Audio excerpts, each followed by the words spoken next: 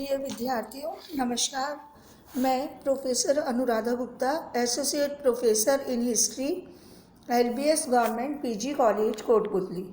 आज के इस वीडियो लेक्चर में आप सभी का स्वागत है।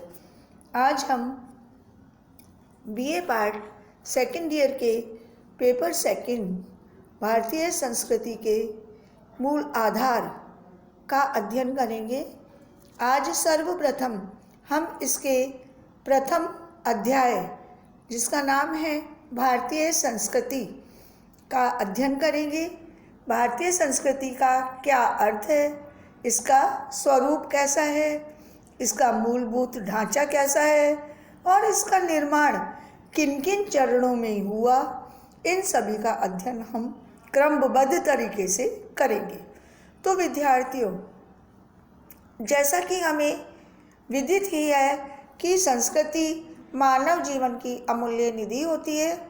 किसी भी राष्ट्र का अस्तित्व उसकी संस्कृति के आधार पर अवलंबित रहता है। संस्कृति किसी देश या जाति की आत्मा होती है। संस्कृति से ही उन सभी संस्कारों का बोध होता है जिनके सहारे मानव अपने सामाजिक जीवन के आदर्शों का निर्माण करता है। क्योंकि मानव एक सामाजिक प्राणी है, इसलिए उसकी संस्कृति का विकास भी सामाजिक व सामूहिक रूप में होता है। समाज से अलग रहकर उसका विकास, उसका सर्वांगीण विकास संभव नहीं है। संस्कृति किसी एक व्यक्ति के प्रयत्नों का परिणाम नहीं होती, बल्कि इसका निर्माण समाज के प्रयत्नों से ही होता है। ये ऐसे प्रयत्न होते हैं जो आगे चलकर आने वाली पीढ़ियों के लिए भी सतत रूप से कार्य करते हैं। इसलिए संस्कृति किसी एक युग की कृति न होकर मानव समूह तथा समाज के सामूहिक प्रयत्नों का परिणाम होती है। इसका निर्माण अनेक युगों में होता है। आज अगर हम देखें तो भारतीय संस्कृति को विश्व की महान संस्कृतियों में माना जाता है। इसका कारण यह है कि अन्य संस्कृतियां जैसे मेसोपोटामिया की सुमेरियन संस्कृति, असीरियन, बेबीलोनियन, रवाल्दी प्रभृति, मिस्र, ईरान, यूनान और रोम, ये सभी संस्कृतियाँ काल के गाल में समा चुकी हैं। केवल उनके ध्वंसावशेष ही उनकी गौरव गाथा सुनाने के लिए बचे हुए हैं। किंतु भारतीय संस्कृति कई हजारों वर्ष तक काल के क्रूर थपेड़ों को सहती हुई आज तक जीवित है। राजनीतिक एकता के अभाव में भी भारतीयों ने सदैव सांस्कृतिक एकता का अनुभव किया है। भारतीय संस्कृति को इस बात का श्रेय प्राप्त है कि उसने न केवल इसी महाद्वीप भारतवर्ष की सभ्यता का पाठ पढ़ाया, अपितु भारत के बाहर भी बहुत बड़े हिस्से की जंगली जातियों को सभ्य बनाया।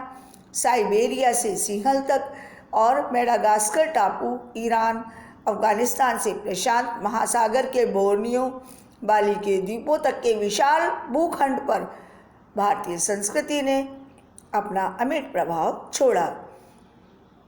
भारतीय संस्कृति की सहिष्णुता परक समन्वयात्मक प्रवृत्ति निसंदेह आदर्श मानव समाज की रचना का आधार प्रस्तुत करती है।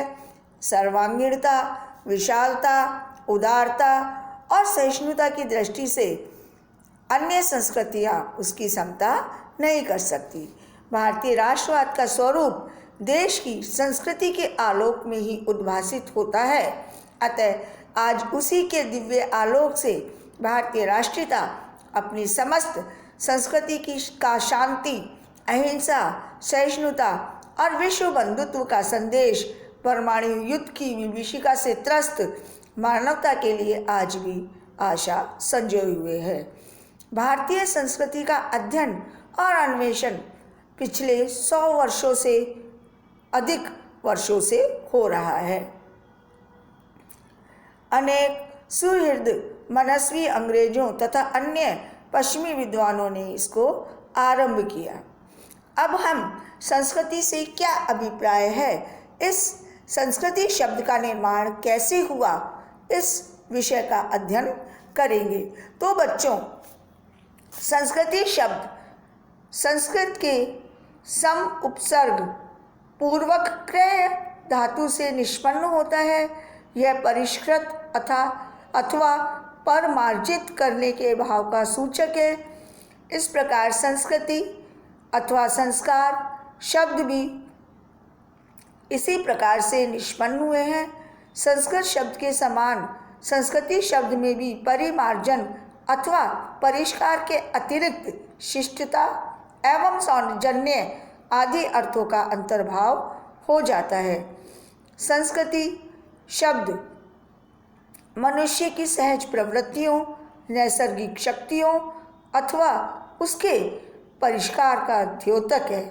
संस्कृति मनुष्य के भूत, वर्तमान तथा भावी जीवन का अपने में पूर्ण विकसित रूप है। विचार और कर्म के क्षेत्र में भी जो राष्ट्र का सृजन है वही उसकी संस्कृति है। यद्यपि विद्वानों ने संस्कृति की अनेक परिभाषाएं दी हैं जो उसके स्वरूप को अभिव्यक्त करती हैं, जैसा कि महामहोपाध्याय पंडित सकल नारायण संस्कृति शब्द का अर्थ स्पष्ट करते हुए लिखते हैं कि संस्कृति शब्द में क्रय के पूर्व सकार है। उसका अर्थ है समूह और अलंकार। जिस कर्म से समाज की शोभा बढ़ती है और समुदाय बनता है वह संस्कार है, वह संस्कृति है।